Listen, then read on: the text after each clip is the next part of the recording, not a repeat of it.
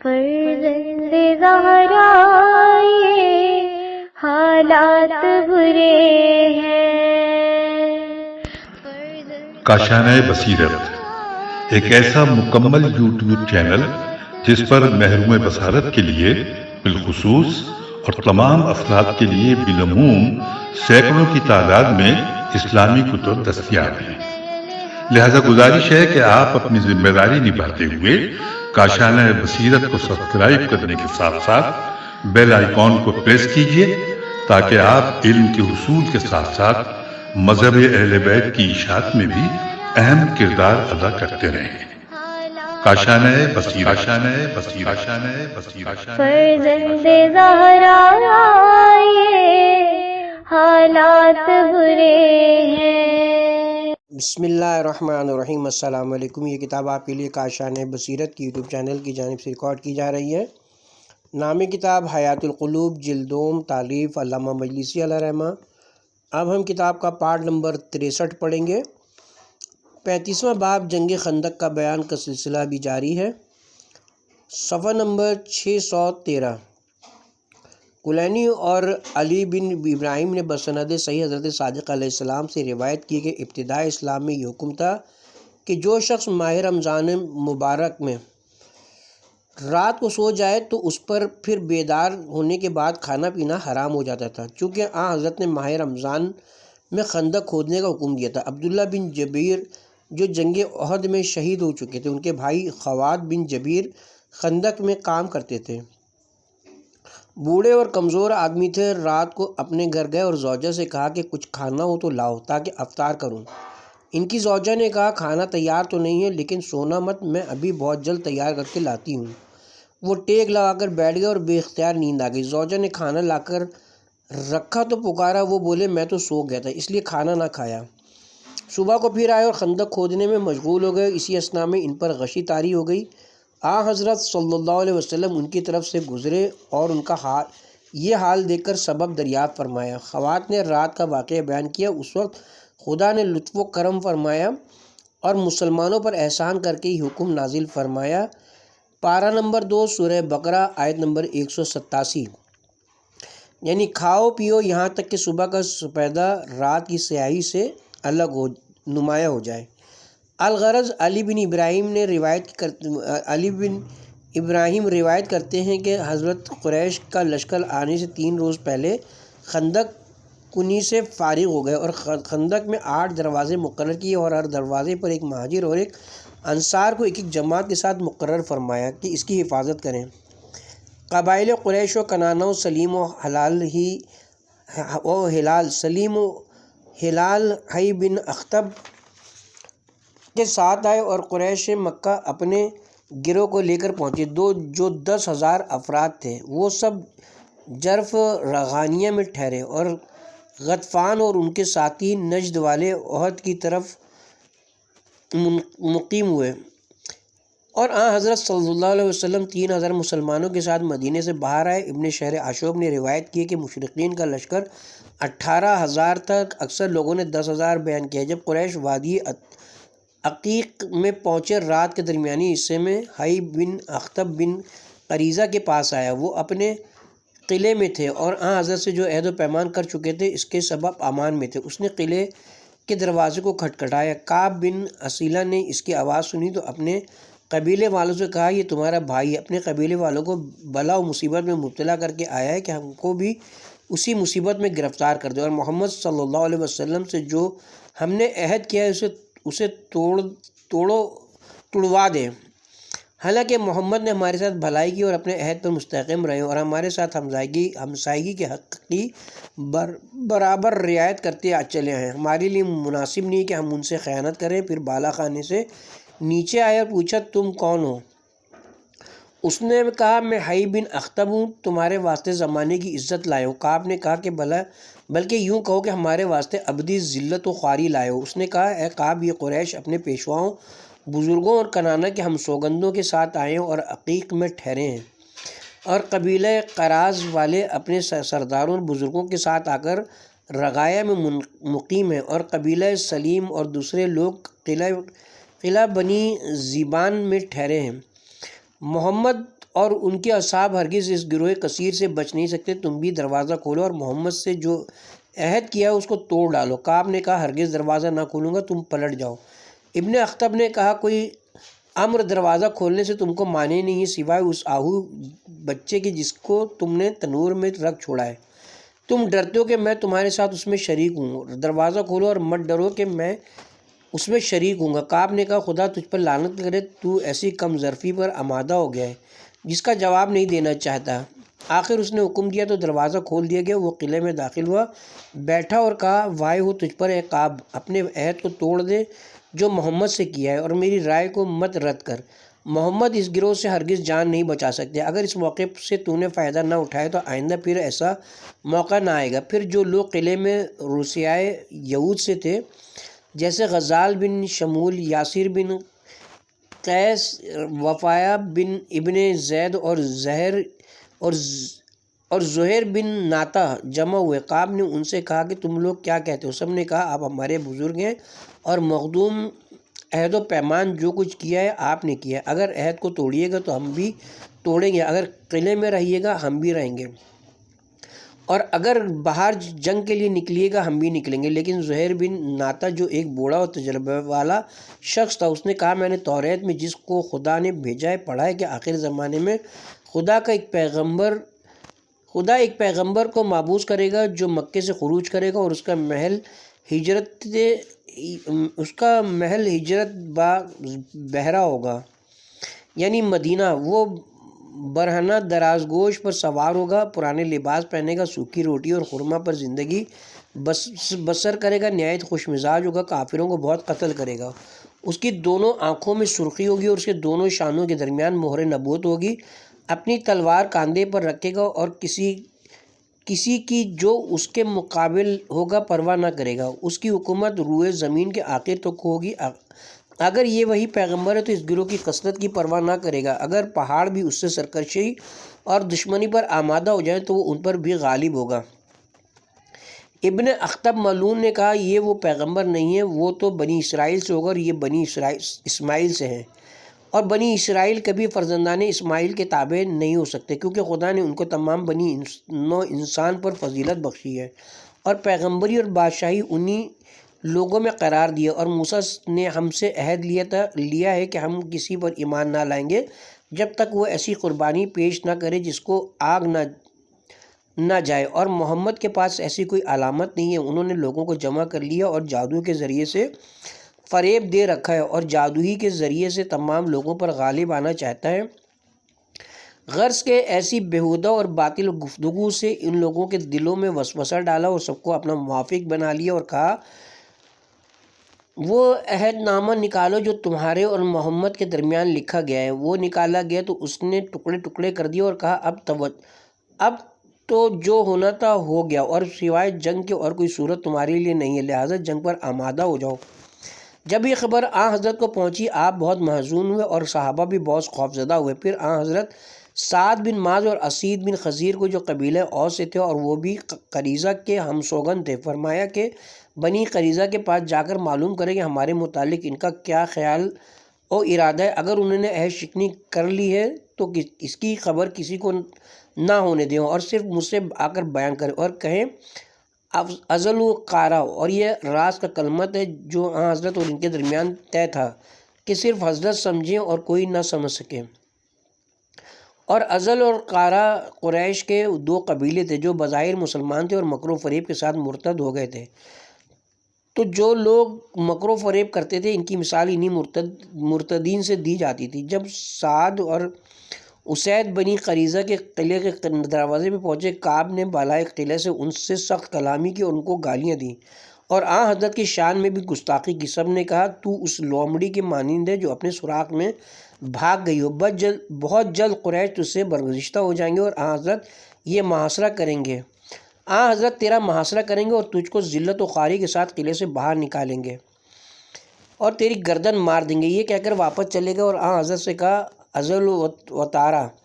حضرت نے مصلحتاً فرمایا کہ ان پر خدا کی لعنت ہو، میں نے ان کے لیے ایسے ہی حکم دیا ہے، اور یہ اس غرض سے فرمایا کہ قریش کے اکثر جاسوس آن حضرت کے لشکر میں برابر موجود رہا کرتے تھے، لہٰذا اگر وہ سنیں تو شک میں مبتلا ہو جائیں کہ وہ لوگ بنی قریظہ حقیقت میں آن حضرت کے موافق ہیں اور بظاہر قریش سے مل گئے ہیں تاکہ ان کو فریب دیں۔ ادھر ابن اخطب ملعون ابو سفیان اور قریش کے پاس واپس گیا اور ان کو اطلاع دی کہ بنی قریظہ نے اپنا پیمان جو حضرت سے کیا تھا توڑ ڈالا۔ قریش یہ سن کر خوش ہوئے۔ رات کے وقت نعیم بن مسعود اشجعی حضرت کی خدمت میں آئے اور وہ 3 روز پہلے مسلمان ہوا تھا۔ قریش اسے بے خبر تھے۔ اس نے حضرت سے عرض کی کہ میں خدا پر ایمان لایا ہوں اور آپ کی تصدیق کی ہے، مگر قریش سے اپنا ایمان چھپائے ہوئے تھا۔ اگر آپ ارشاد فرمائیں تو میں آپ کی خدمت میں رہ کر جان و دل سے آپ کی مدد کروں، اور اگر اجازت دے تو جا کر قریش اور بنی قریظہ کے درمیان جدائی ڈال دوں اور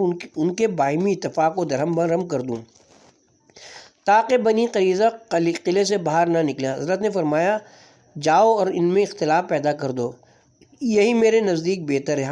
اس نے عرض کی یا رسول اللہ، مجھے اجازت دیجیے کہ آپ کے حق میں جو موقع و مصلحت کے مطابق ہو کہہ سکوں۔ فرمایا ہاں اجازت ہے، جو چاہو کہہ دینا۔ تو وہ پہلے ابو سفیان کے پاس گیا، اس کو اس کے اسلام لانے کی خبر نہ تھی۔ اس نے کہا اے ابو سفیان، تم اپنے ساتھ میری محبت و خیر خواہی کو خوب جانتے ہو اور یہ کہ کس قدر میری خواہش ہے کہ خدا تم کو دشمن پر فتح عطا فرمائے۔ میں نے سنا ہے کہ محمد نے یہودیوں سے اس پر اتفاق کیا ہے کہ جب وہ تمہارے لشکر میں داخل ہوں، تم ان کے ساتھ مل کر جنگ میں مشغول ہو تو وہ تمہیں پر تلوار مارنے لگے تاکہ محمد کو غلبہ حاصل ہو، اور ان سے یہ وعدہ کیا ہے کہ جب وہ ایسا کریں گے تو محمد بنی نذیر اور بنی قنیقہ کے مکانات اور کھیت وغیرہ جو ان سے چھین لیے ہیں ان کو واپس دے دیں گے۔ میں تمہارے لیے یہی بہتر سمجھتا ہوں کہ ان کو اپنے لشکر میں اس وقت تک شامل نہ ہونے دو جب تک وہ اپنے سرداروں کا ایک گروہ تمہارے ہاتھ رہن نہ کر دیں، اور تم ان کو مکہ بھیج دو تاکہ ان کے مکر و فریب اور غداری سے محفوظ رہو۔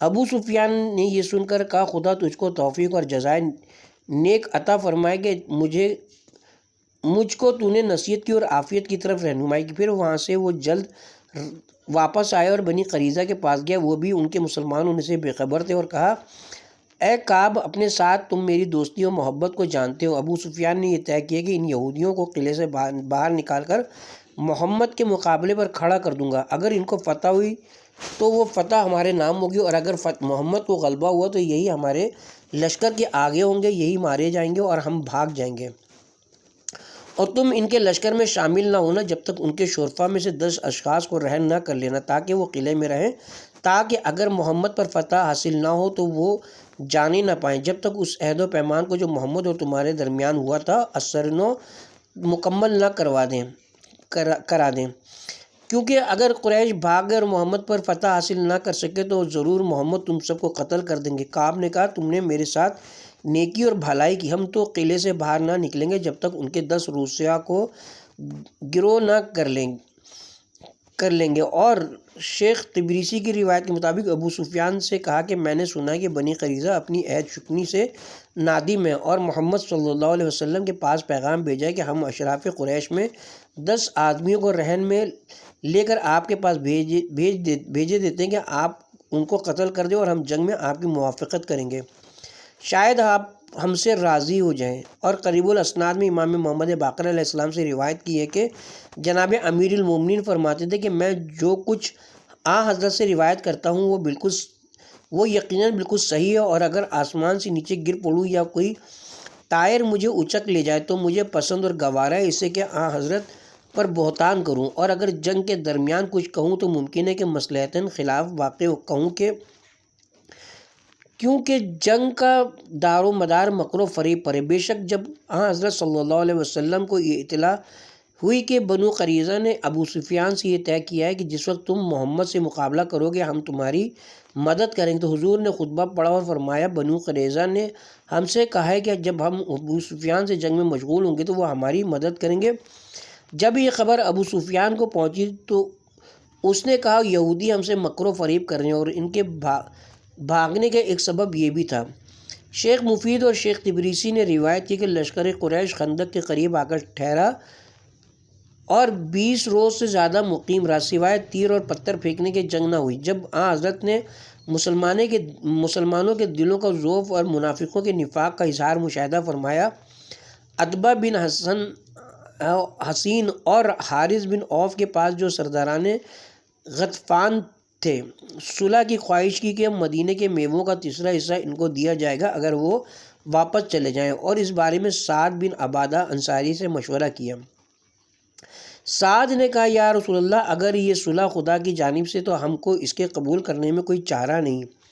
حضرت نے فرمایا اس بارے میں وحی نازل ہوئی ہے، لیکن چونکہ تمام عرب ہر طرف سے تیر عداوت کمان میں رکھے ہوئے تمہارے سر پر جمع ہو گئے ہیں، چاہتا ہوں کہ ان کا رعب تمہارے دلوں سے زائل کر دوں تاکہ تم میں ہمت و قوت پیدا ہو۔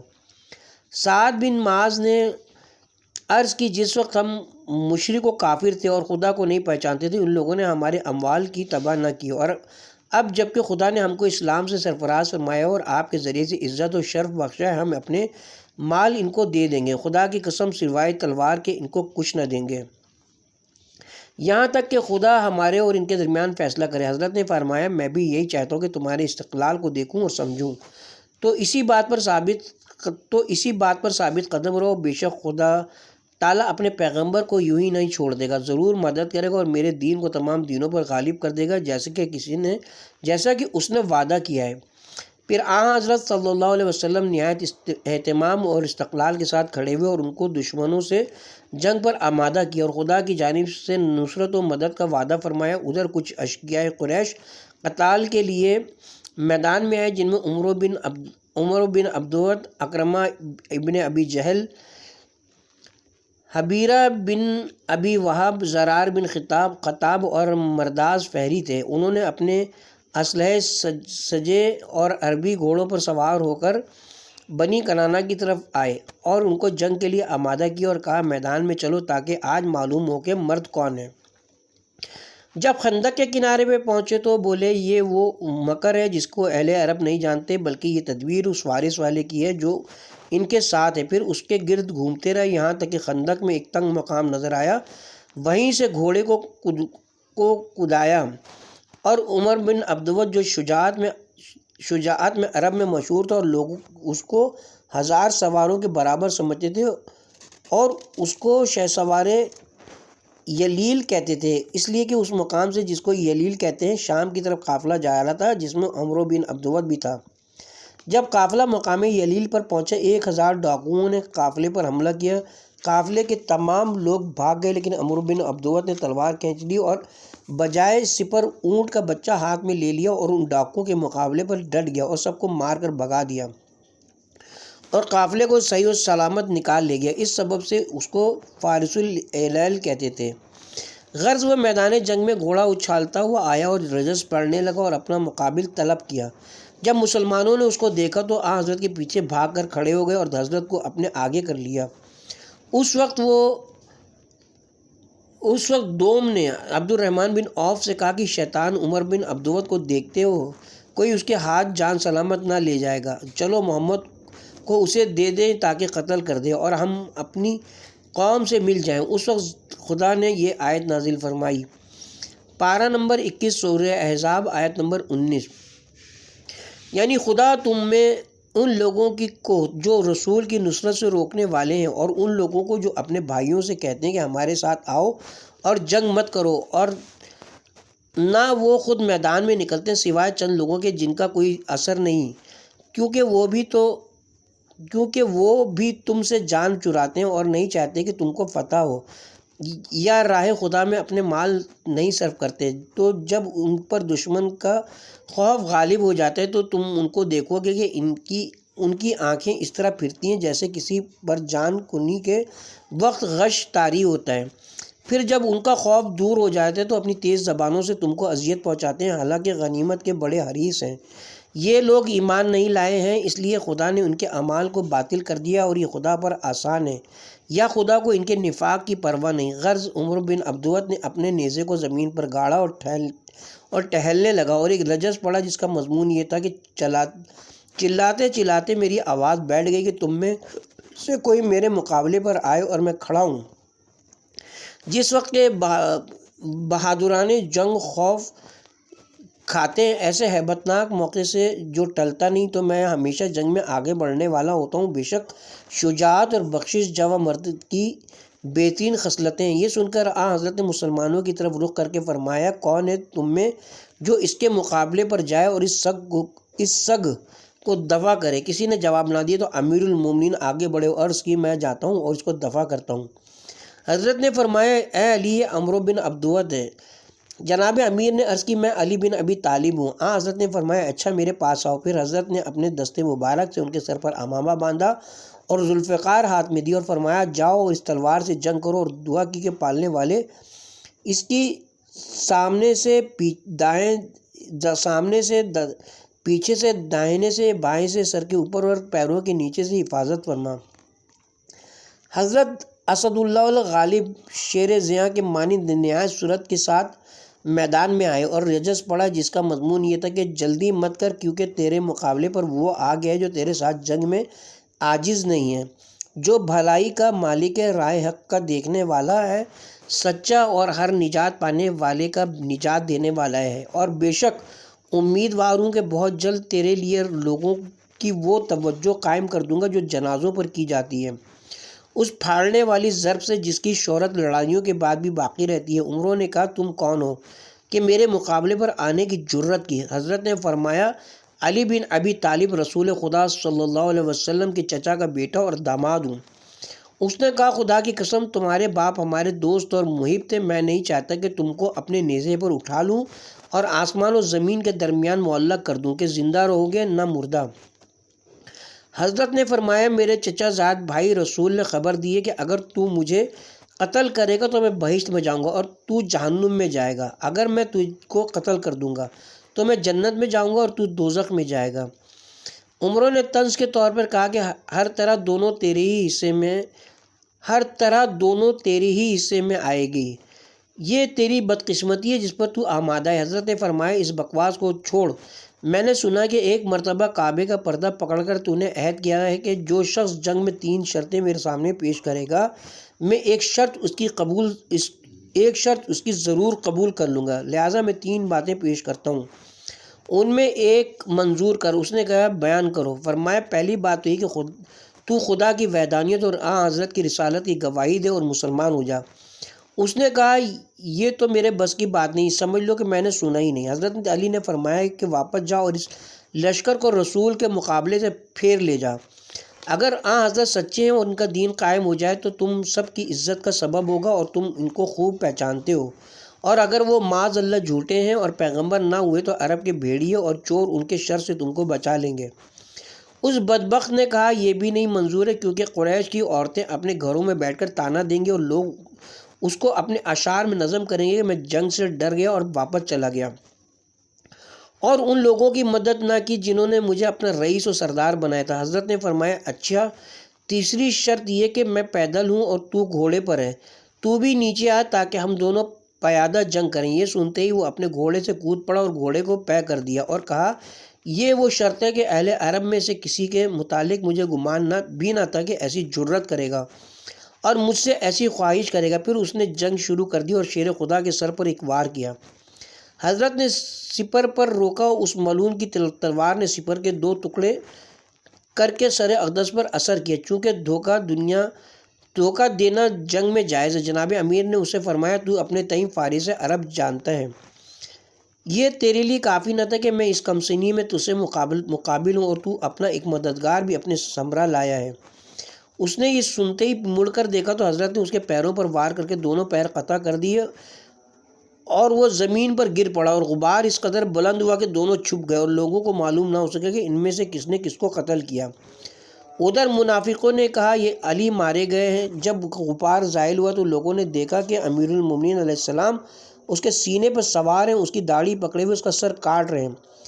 سر لے کر امیر المومنین حضرت کی خدمت میں حاضر ہوئے۔ آپ کے سر اقدس سے بھی اس ملعون کی ضربت کے سبب خون جاری تھا اور آپ کی تلوار سے بھی خون ٹپک رہا تھا۔ آپ فرما رہے تھے، میں فرزند عبد المطلب ہوں، موت جوان مرد کے لیے بھاگنے سے بہتر ہے۔ رسول اللہ نے فرمایا، یا علی، تم نے اس کو دھوکہ دیا۔ عرض کی، یا رسول اللہ، جنگ کا دار و مدار مکر ہی پر ہے۔ پھر حضرت نے حبیرہ کی طرف زبیر کو بھیجا۔ زبیر نے اس کو ایک تلوار ماری اور ہلاک کر دیا، اور حضرت عمر سے فرمایا کہ جاؤ زرار سے جنگ کرو۔ زرار جب ان کے سامنے آیا، عمر نے ایک تیر نکالا اس کو مارے۔ زرار نے کہا ابن خطاب، یہ کہاں کا قاعدہ کہ مقابلے پر تیر چلاتے ہیں؟ اگر تو مرد ہے تو تلوار کھینچ کر نزدیک آ تاکہ ہم دونوں جنگ کریں۔ اگر تیر چلائے گا تو میں ایک دشمن کو بھی مکے میں نہیں چھوڑوں گا کہ نہ قتل کروں۔ یہ سن کر آپ پیٹ پھیر کر بھاگے۔ زرار نے نیزہ سنبھالا اور ان کے پیچھے دوڑا اور قریب پہنچ کر اس کی نوک ان کی پشت میں ذرا سی چبھا دی اور کہا، یاد رکھنا کہ میں نے تم کو پکڑ لیا لیکن قتل نہیں کیا، اور میں نے قسم کھائی کہ جب تک ہو سکے گا قریش کو قتل نہ کروں گا۔ اس لیے ہمیشہ جناب عمر اس کے شکریہ میں اس کی رعایت کیا کرتے تھے، اور جب خلیفہ ہو تو اس کو والی اور حاکم بنا دیا تھا۔ مؤلف فرماتے ہیں کہ کسی دوسری روایت میں جناب امیر کا عمر بن عبدود سے مکر کرنا اور اس کو فریب دینا وارد نہیں ہوا، اور اکثر مورخین عامہ نے بھی نقل نہیں کیا، چونکہ علی بن ابراہیم نے ذکر کیا تھا کہ میں نے بھی لکھ دیا، اور اکثر مورخین کا بیان ہے کہ جب جناب امیر نے حبیرہ کو بھی قتل کیا، اور بعض کہتے ہیں حضرت نے عمر بن عبدود کو قتل کرنے کے بعد حبیرہ اور زرار پر حملہ کیا، وہ دونوں بھاگ گئے۔ چونکہ عمروں کے قتل کی روایتوں میں کچھ اختلاف ہے، لہذا مناسب ہے کہ دوسری بعض روایتیں بھی ذکر کر دی جائیں۔ اس کے بعد کی روایت ملاحظہ ہو جو ابن بابویہ کی سند سے درج کی جاتی ہے۔ ابن بابویہ نے خصال میں امام امیر المومنین کی سند سے روایت کی کہ ان حضرت نے اپنے مصائب کے تذکرے میں فرمایا کہ قریش قبائل عرب کو لے کر جمع ہو گئے اور آپس میں مضبوط عہد و پیمان کیا کہ جب تک جناب رسول خدا صلی اللہ علیہ وسلم کو تمام فرزندان عبد المطلب کے ساتھ قتل نہ کر دیں واپس نہ آئیں گے۔ یہ عہد کر کے نہایت غیظ و غضب میں کثرت کے ساتھ اسلحے اور گھوڑے وغیرہ لیے ہوئے آئے اور مدینے کے گرد ٹھہرے۔ ان کی اپنی کثرت پر نہایت بھروسہ و اعتماد تھا۔ ان کے آنے سے پہلے حضرت جبرائیل نے ان کے ارادے سے حضرت کو آگاہ کر دیا تھا۔ حضرت اور مہاجرین و انصار نے اپنے گرد خندق کھودی، ادھر قریش نے آ کر خندق کے گرد پڑاؤ ڈال دیا اور ہم کو محصور کر لیا۔ وہ اپنی طاقت و قوت کو بہت زیادہ اور ہم کو نہایت کمزور پاتے تھے اور مسلمانوں کو ڈراتے دھمکاتے تھے۔ جناب رسول خدا صلی اللہ علیہ وسلم ان کو خدا کی جانب دعوت دیتے اور اپنے قرابت و رحم کی قسم دیتے تھے، یہ اور ان کی سرکشی اور بغاوت کا سبب ہوا۔ انہوں نے نہ اسلام قبول کیا اور نہ بغیر جنگ کیے واپس ہونا منظور کیا۔ اس وقت ان کا سب سے بڑا شہسوار اور شجاع عمر بن عبدود تھا، جو مست اونٹ کی طرح ڈکارتا اور اپنا مقابل طلب کر رہا تھا۔ کبھی رجس کے اشعار پڑھتا، کبھی نیزہ ہلاتا، کبھی تلوار چمکاتا۔ لشکر اسلام میں سے کسی کی جرت اس کے مقابلے کی نہ ہوتی تھی اور کسی کے دل میں اس سے جنگ کی ہمت نہ تھی، اور نہ اصحاب میں سے کسی ایک کو حمیت آئی اور نہ دین کی بصیرت ان کو اس کے مقابلے کی دائی ہوئی۔ آخر حضرت نے اس سے جنگ کے لیے مجھ کو بھیجا، میرے سر پر اپنے دست مبارک سے امامہ باندھا اور ذوالفقار کی جانب اشارہ کر کے فرمایا کہ اس تلوار کو میرے ہاتھ میں دیا۔ جب میں نے میدان میں قدم رکھا، عورتوں نے نالہ و فریاد کی آواز بلند کی، کیونکہ عمر بن عبدود سے میرے متعلق ان کو خوف ہوا۔ آخر خدا نے اس کو میرے ہاتھ سے قتل کروایا۔ حالانکہ عرب کسی شہسوار اور بہادر کو اس کے برابر نہیں سمجھتے تھے۔ پھر اپنے سر اقدس کی جانب طرف اشارہ کر کے فرمایا کہ اس نے مجھے یہاں تلوار کی ضربت لگائی۔ آخر میں نے اس پر وار کیا اور اسی ضربت سے اور ان تمام ضربتوں سے جو میں نے اس جنگ میں لگائیں کفار قریش بھاگے۔ یہ فرما کر اصحاب کی جانب رخ کیا اور فرمایا، کیا ایسا نہیں ہے؟ سب نے کہا درست ہے اور اے امیر المومنین صحیح ہے۔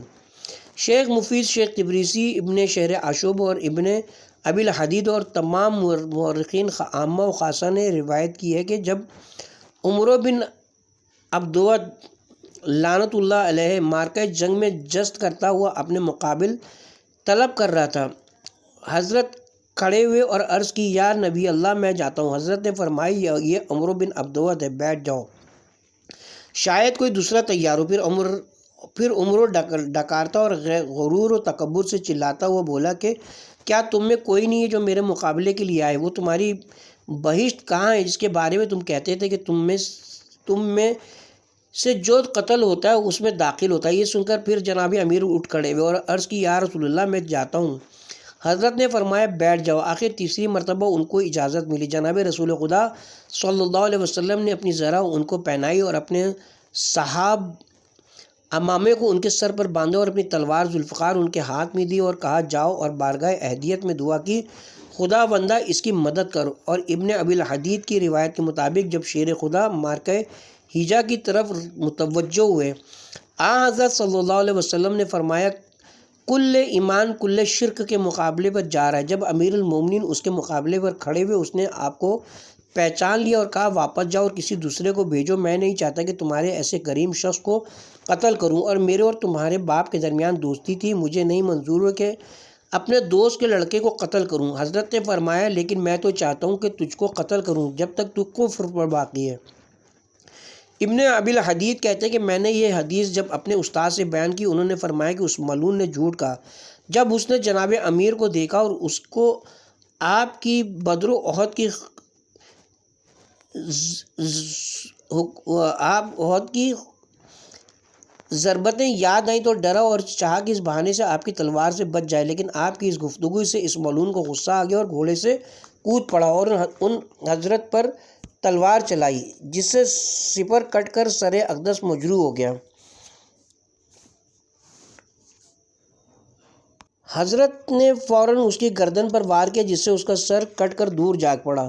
آپ نے اللہ اکبر کی صدا بلند کی، لوگوں نے آپ کی صدائے تکبیر سے سمجھا کہ آپ نے اس کو قتل کر دیا۔ جب اس کا سر لے کر حضرت صلی اللہ علیہ وسلم کی خدمت میں حاضر ہوئے تو آپ نے فرمایا اے علی، خوش ہو کہ اگر آج کے تمہارے اس عمل کو میری تمام امت کے اعمال سے وزن کیا جائے تو سب کے اعمال سے تمہارا یہ عمل گراں ہوگا، کیونکہ کوئی گھر مشرقین میں سے ایسا نہیں ہے جس میں اس کے قتل سے ذوف نہ پیدا ہوا ہو، اور مسلمانوں کے مکانوں میں سے کوئی مکان ایسا نہیں ہے کہ اس کے قتل سے قوت و عزت نہ پیدا ہوئی ہو۔